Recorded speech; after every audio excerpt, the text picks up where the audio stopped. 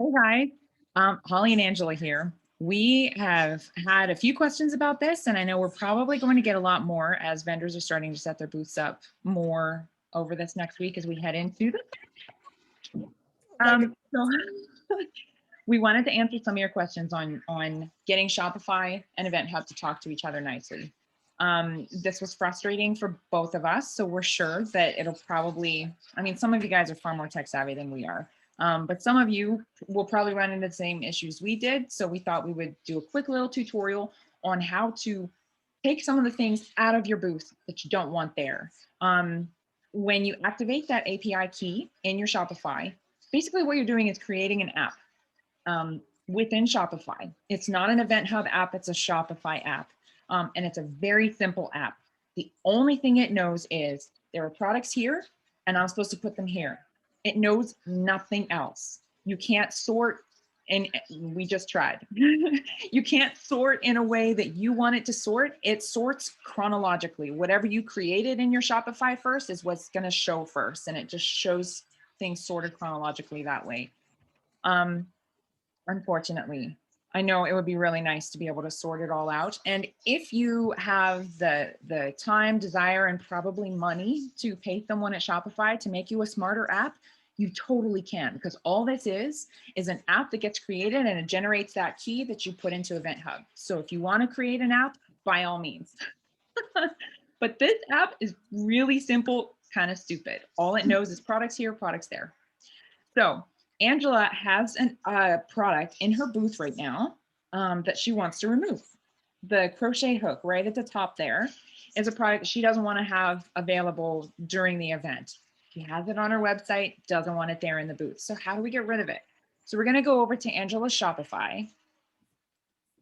And she has already searched out for these products here. So you just want to search out for the products that you want to remove. Going to select it and then go to more actions and choose remove available channel.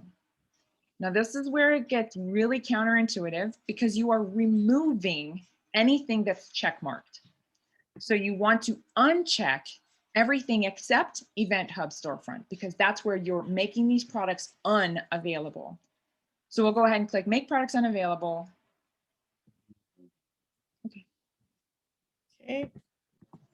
Okay, sorry guys, I got interrupted. Somebody's going to Canadian Tire for me. Nice. So you can see after Angela removed Event Hub as an available sales channel for that crochet hook, you can see it's not in her shop on Event Hub anymore. And so that's how you do it if you want to take things out. And I know I was really frustrated the first time I put the API code in because it put everything in, stuff that I had archived and stuff that, sometimes when I was first setting up my Shopify, I didn't know what I was doing. So I made a listing and then I had listed it as a digital product instead of a physical product. And it was all my Shopify is a mess on the backside. So it showed that whole mess to everybody in my booth. And so I had to figure out how to get rid of all the mess.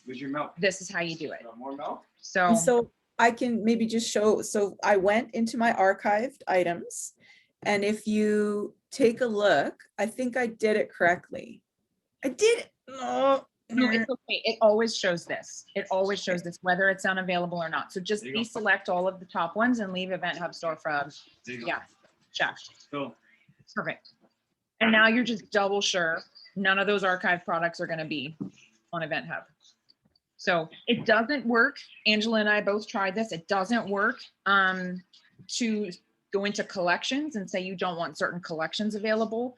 The app doesn't recognize collections whatsoever. All it recognizes is products. You can sort by collections and say, I don't want this collection available. And then you would just filter, search by collection.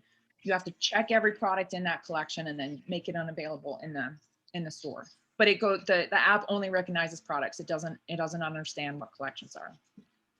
So if I say I don't want my BFL fiber there, I click it, and then because I have all of the products here, that's where I would make them unavailable. Yeah, exactly. So you do it that way, but you can't do it by just when you filter when you just show all the collections. Yeah. How does that, oh, this page, Yes, when you're in, yeah. on your left menu like this. See, I tried. Yeah. So now I have to figure out, I don't know what I did. What did I do? I was worried about duplication, but I don't think there will be duplication because there's only one product. So it doesn't matter, because my yarns, that's like everything, right? And so Yeah. I was worried that there'd be duplicates, but there aren't. Yeah. So exactly. It only deals in products. Collections are totally just a Shopify tool on your Shopify site. The only workaround, Holly, that I was thinking people could do, this would be fairly time consuming, but you know, what I've done on Etsy is I've got all of my sport yarns as one listing, and I've listed the colorways as variations, and maybe you guys have already done this, but on Shopify, I have individual listings for each colorway, because then I can use more photos. People can see what they look like when it's stretched out.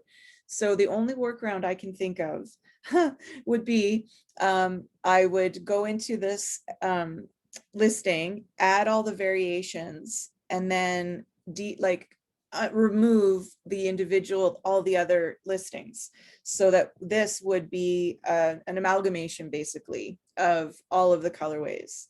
I'm not going to do that because that's going to take a lot of time, and I'm lazy. Yeah. Yeah. You're creating new listings just for the event. And yeah. And the first thing, I guess, is that like with Event Hub, if you were to do another show, whether it be the Fiber Frolic in the future or another fiber show on Event Hub, that would all survive. And so it would be work that you do once and it continues for you. But yeah, it is a lot of work. If you wanted to just have your Shopify products there just the way they are and keep it simple, this is I guess what you live with, right? That it does it in the reverse chronological order. Yeah, or you could do a spreadsheet. This again would be a lot of work, but we love spreadsheets. And you would list, you know, you'd have it searchable for you, where you'd list where all of these are. So at the bottom, you can see there's like, you know, well, it doesn't even give you a page number though. So you'd have to know what product number it is and then tie that to the page number. So that's a lot of work too. Yeah. I don't think I'm prepared to do that with 128 listings. Yeah, exactly. I think like there are so many ways, as I've been talking to different vendors, there are so many ways that different vendors are running their businesses with this, whether they're using Shopify and depending on how they have their Shopify set up. And I mean, we even have one vendor who's just like, I'm not even going to send them to my Etsy. I'm just going to be in my booth. They can shop just like they would at an in-person festival. They choose what they want based on the pictures and they send me an e-transfer and I mail them their product. Mm-hmm. So that's the beauty of this. You can conduct your business however you want to. Yeah, but we just thought we'd show you this because we both got kind of hung up on it. And we wanted to make sure that everyone kind of knew how to navigate this little app on Shopify. That's very stupid, but very useful. So, okay. We're so excited to see you guys May 29 and 30. We'll talk to you later. Bye.